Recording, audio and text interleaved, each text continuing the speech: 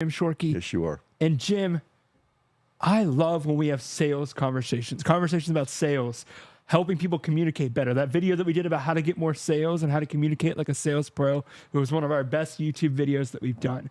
But I actually have a healthy challenge for you that I love about you, and it's why you and I have spent so much time together over the past few years. Not that you're an anti-salesman, but I think you're less of a salesman than you think you are. Now, let me explain why. I remember telling you, I said, Jim, I want to get a new vehicle, but we don't really have the finances to do that right now.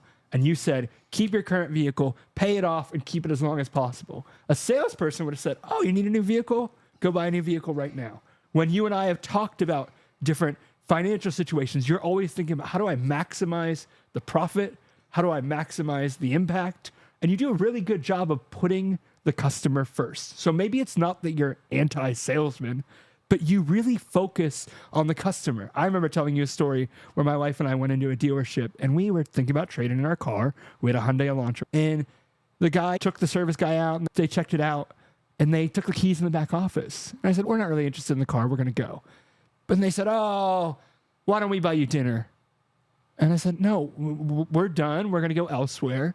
Right. And they said, oh, you guys want some drinks from somewhere. You want some sodas or something. Oh, we're good. But they wouldn't give us our keys back. So finally we got them back. But the point of the story is for a guy who's been in car sales, you're really customer focused and you're really humble. And that's what I love. We teach so much to you guys about sales, but I think we approach it from a very relational aspect. When people think sales, they think, and we've said this many times, I don't want to be sold to, right? But you and I think about it differently. We think about people and helping people. So respond to that. You beg to differ, and I knew you would. But I think even if you are just as salesy as we know, you're not sleazy about it, right? When we did a video that you weren't comfortable with, you said, I think this is too salesy. Let's take it down. We've done stuff like that before, right? Yeah. And so speak to that. First of all, I disagree with just about everything you've said so far. Okay. So let's define exactly what a salesperson is. What does it mean to be a salesperson? Yeah. And so, in my opinion, a salesperson is nothing more than a transfer of enthusiasm. Yes. So that transfer of enthusiasm would be from me to you. So if I'm going to sell you, I have to be very enthusiastic about what it is that I'm selling and then structure things so that I convey that enthusiasm to you as the client. So in order to do that, I have to really take time to figure out what it is that is important to you relative to this idea of buying something, anything, right? What is important to you? And so myself and my team, we hand-tailored a presentation to bring that out. So the questions, starting with one very specific question, was in this process that we call buying a car. We're talking about owning it, driving it today, and then down the road. This process that we call your relationship with a car, what is most important to you? And the person would hopefully give me an answer. And I would write that down. So I got pen and I'm writing that down. The next question I would ask them, the person or people, is what is next most important to you? Okay? I'd write that down and I keep going. I say, what is next most important? Until they said, that pretty much covers it. That's enough. And let's assume I have 10 items on that list that are really important to the client. Remember, selling is a transfer of enthusiasm, from me to you. Okay? So I've got my list, and back to the top, I'm going to say to Derek here, I'm going to say, Derek, you mentioned that safety was important to you. Yep. And I'm going to let you respond. Beyond the obvious, why is safety so important to you? Because I have 3 little kids and car accidents are pretty prevalent, Jim. They're not like, they don't happen every day to you individually, but they're a pretty prevalent thing. Why do you think when you leave, often people say drive safely? Yeah. Because they happen. So tell me about your 3 children, if you don't mind. Yeah, absolutely. So how old are they? Their names? So Ariel is 18 months old. Josiah is 7 and Mirabelle's in the middle at 5. Right? Oh, wow. Great. And Good so for you. wanting them to be safe on the road, right? Yeah. That's super important. We bought car seats that were industry standard, the best there was, because we don't know. You and I heard earlier about Rodney being in that accident, Yes. right? So safety is important to you. Okay. You also mentioned money. You mentioned finances. Beyond the obvious, why Right. are the finances so important to you? Of course, I want to be able to pay my mortgage and save and invest and right do all those things. And so I want a car payment that fits inside of our budget, because if I don't, then I'm going to take away from some of my other goals that I'm moving toward financially. And so knowing the price that kind of fits into our budget's really important, because if we don't know that, then we may walk out with something that is more than what we need, and then it ends up hurting us in the long term. One more night, you mentioned that you wanted something with a lot of room was important to you. Yeah. And you did mention that you wanted a minimum of a 6-passenger vehicle. And Yeah. even if you could get it to 8, you'd prefer that. So could you expand on that? Like beyond the obvious, why is Right. room so important to you? Honestly, Jim, we stuck all our 3 kids in a tiny little sedan.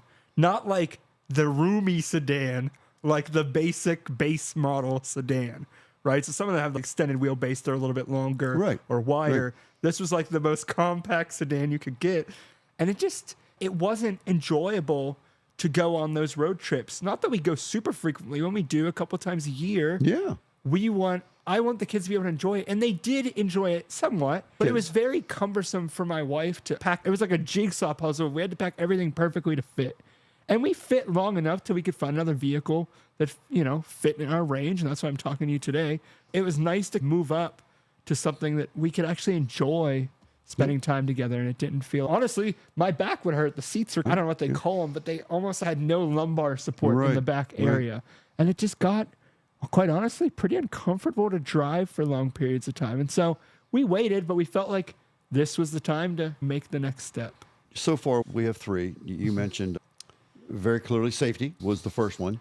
And then you mentioned finances was the second one. And then you're taking your trips and enjoying your trips. And of those 3, do you still rank them the same 1, 2, 3? Or which one's most important, would you say, to you?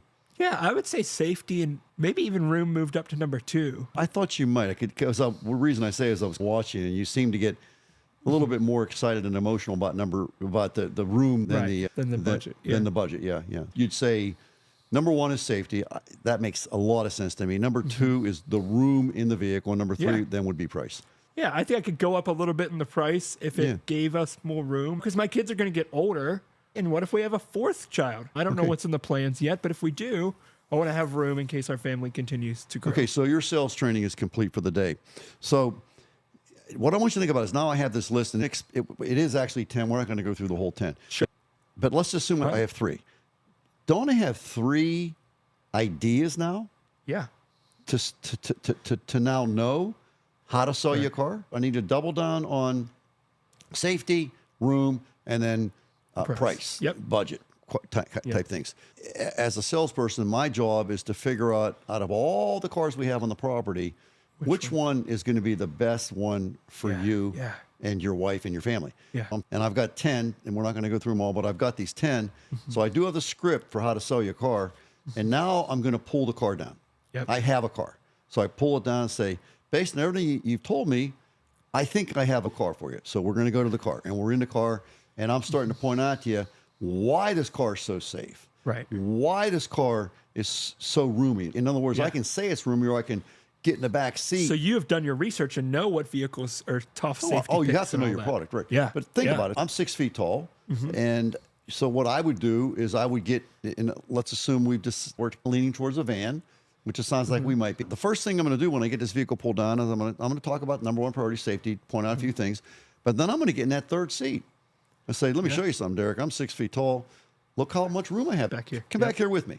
And Yep. so now we're sitting in the back seat. Sounds weird, I know, but do this, do that. How do you feel? How's this feel? Yeah. It feels great. Yeah. All right, let's go to the middle seat. How's that feel? Great.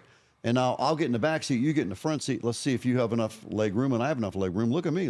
I got all kinds of stuff. So I'm proving to you, right, that my vehicle does have the right amount of room. It does have the right safety features. Oh, by the way, you might not be aware of this, but in the middle seat here, there's what are called side airbags. There's all kind of safety features in that middle seat, which is probably who's going to be in the middle seat. Probably the baby, right? The smallest Did child. you hear what I just said?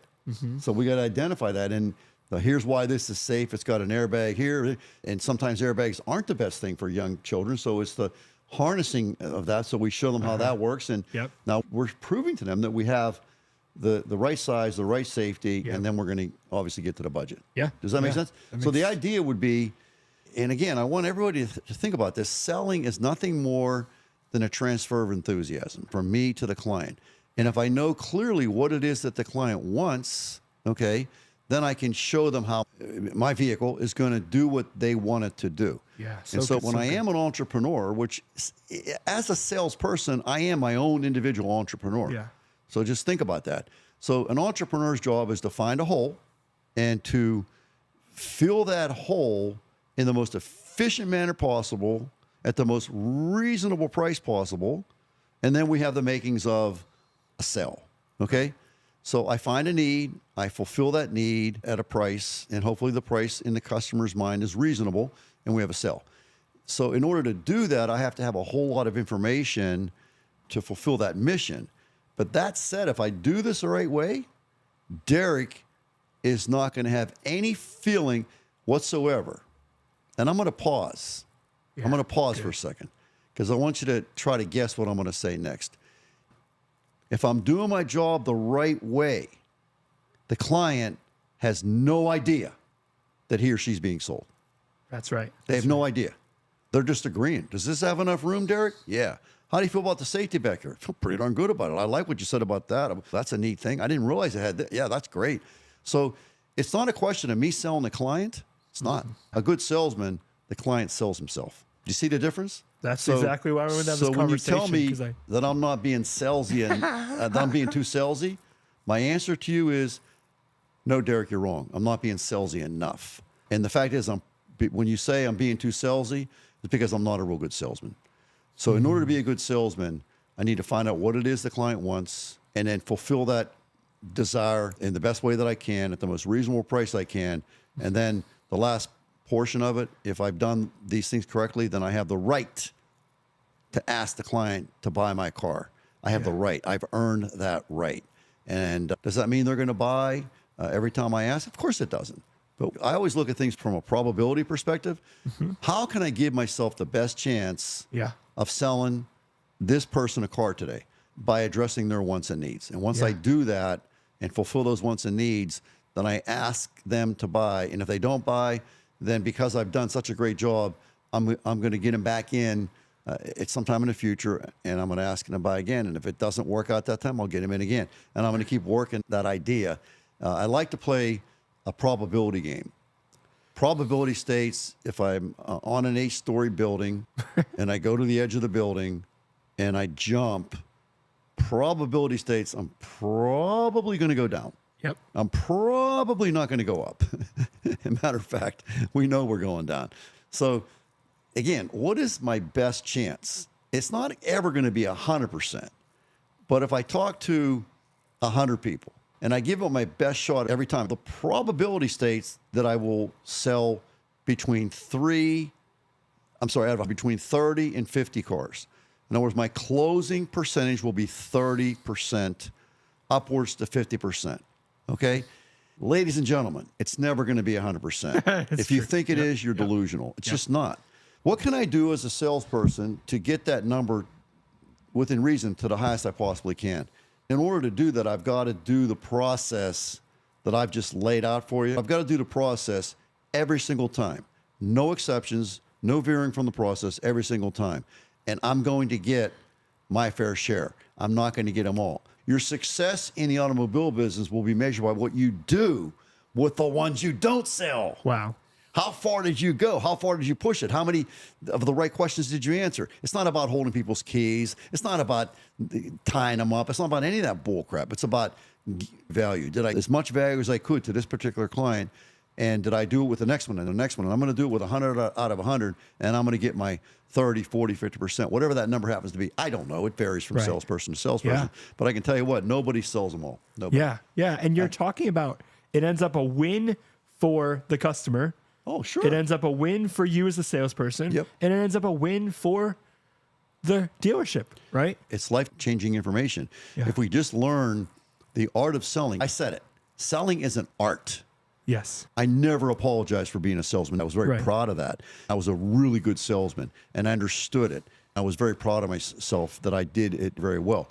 But I never sold everybody. My success was always measured by what I did with the ones that I didn't sell. That's the true measuring stick. Wow. how far do we push those ones? How much effort do we put into those ones? That's what I did. Yeah. Jim, that's a long answer. Yeah. To a short Thank you for sharing that. I really wanted to get into that because I think people have the wrong perception of sales sometimes. And that's why I wanted to start that conversation. Not that I fully agreed with everything I said at the beginning, but wanted to prompt the conversation of what does it look like to rethink sales? Yeah. I think sometimes you and I, We just did it. we really got into the granular details of what does it look like to rethink sales. So Jim, thank you so much. I really enjoyed that short conversation. Guys, let us know in the comments below. You saw Jim go through the process. What did you learn? Let us know and subscribe, and we'll see you on the next episode.